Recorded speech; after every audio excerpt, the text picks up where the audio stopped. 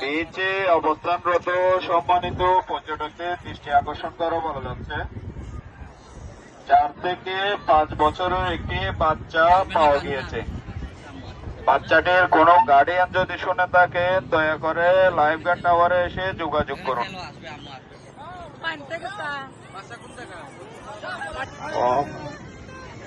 আপনাকে তো খুঁজতেছি আমরা।